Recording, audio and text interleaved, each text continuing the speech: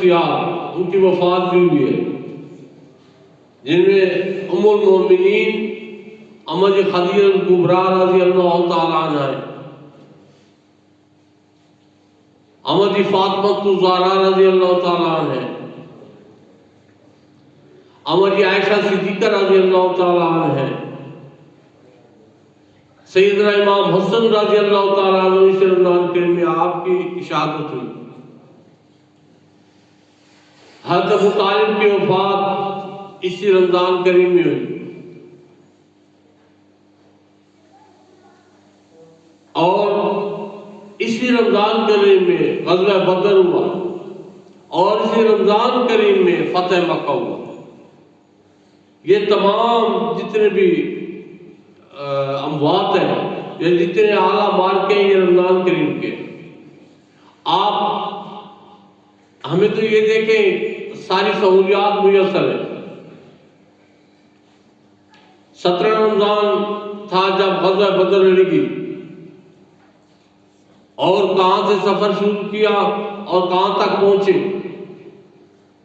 80 ऊँट थे टोटल, एक घोड़ा था, कमोबेश 140 किलोमीटर का सफर था ये मदीना मुनव्वरा से बदर तक, और रमज़ान करीम भी था। उन लोगों का ईमान देखें तो अल्लाह ताला ने हमारे लिए बहुत आसानियां दी है, बहुत आसानियां। यहाँ पे हज़रत अबू तालिब का जिक्र करूं, इनके बारे में उलमा मुख्तलिफ इनके कौल है। हज़रत अली करमुल्लाह वजहुल करीम के किबला का मुबालिग साहब है और इसी रमज़ान के 21 रमज़ान को मौला अली करमुल्लाह वजहुल करीम की शहादत भी हुई। आपके बारे में, हज़रत अबू तालिब के बारे में जो लोग बातें करते हैं तो उनके ईमान के लिए तो ये भी अल्लाह ताला जल की तरफ से एक इम्तिहान है इस उम्मत के लिए। और सरकार के वालिदैन करीमैन के बारे में जो बातें करते हैं वो भी इस उम्मत के लिए इम्तिहान है। इम्तिहान रख देंगे कौन पास होता है कौन फेल होता है। सरकार के वालिदैन करीमैन, आप इस्लाम का तो भी आगाज ही नहीं हुआ, 40 साल बाद सरकार ने ऐलान नबूवत किया। उससे पहले तो दौर फतरत था और वालिदैन करीमैन के बारे में कोई ऐसी बात करना वो तो डायरेक्ट सरकार के कल्ब अतर को तकलीफ देने के मुतरादिफ है।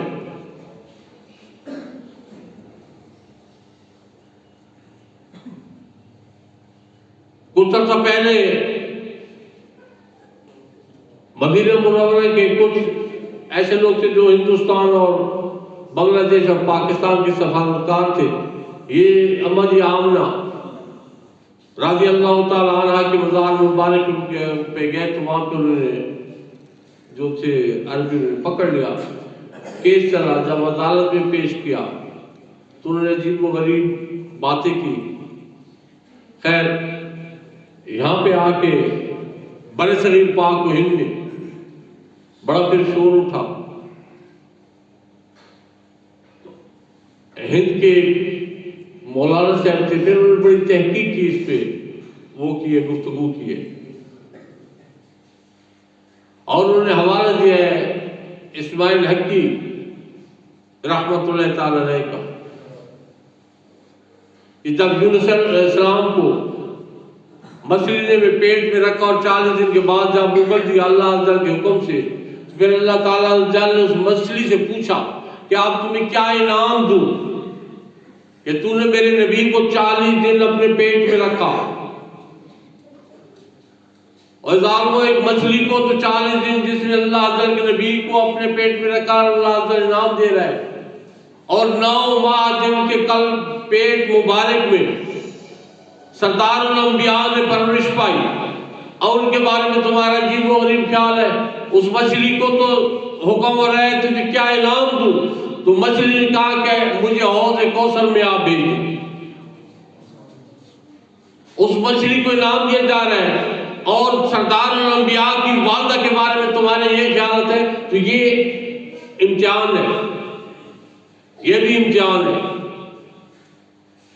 आप और मैं, हमें जो हमारे माँ बाप के बारे में गाली दे तो हमें कैसा लगेगा? क्या उसको छोड़ देंगे या चुप कर देंगे? तो नबी मुकर्रम के वालिदैन के बारे में जब कोई ऐसी बात कहेगा तो क्या कल्ब में आता है तकलीफ नहीं होगी? तो ईमान पे हर्फ आएगा या नहीं आएगा? इसी तरह हज़रत अबू तालिब आपके बारे में भी जो उलमा की राय है, जो अहादीस मुबारक है, तमाम अपनी जगह पे।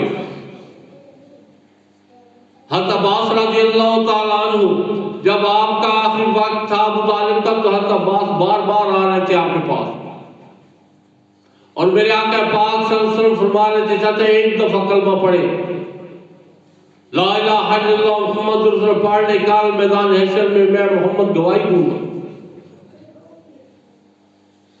अबू जहल, उतबा, शैबा ये बार बार कह रहे थे अबू तालिब सरदार हो, मौत के खौफ से कलमा नहीं पढ़ने इनका। तो इतने तक सैयदना अब्बास रज़ियल्लाहु ताला अन्हु, आपने अपने कान मुबारक जब उनके होंठ हिल रहे थे तो लगाए, आके अर्ज किया, ऐ मोहम्मद सल्लल्लाहु अलैहि वसल्लम, मेरे भाई वो कलमात पढ़ रहे हैं जो आपने हुक्म किया।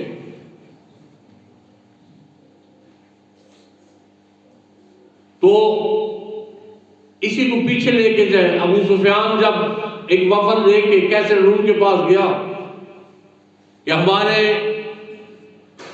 खित्ता में एक बंदे ने नबूवत का दावा किया है, तो उसने कहा जो करीब के लोग हैं, उसके रिश्तेदार हैं, वो मेरे पास है। जब आए तो उसने सवाल किया, मुख्तलिफ सवालात किए। तो अबू सुफियान जो उस वक्त सख्त दुश्मन था, तो वो कहते हैं एक मुकाम पे आके तो मेरे दिल में आया कि मैं ये बात गलत कह दूं। फिर मुझे हया शर्म आई कि मैं झूठ कैसे बोलूं।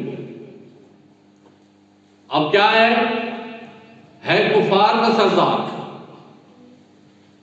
इस्लाम नहीं लाया, उससे पहले की बात है कि मुझे हया आई कि मैं झूठ बात बोलूं।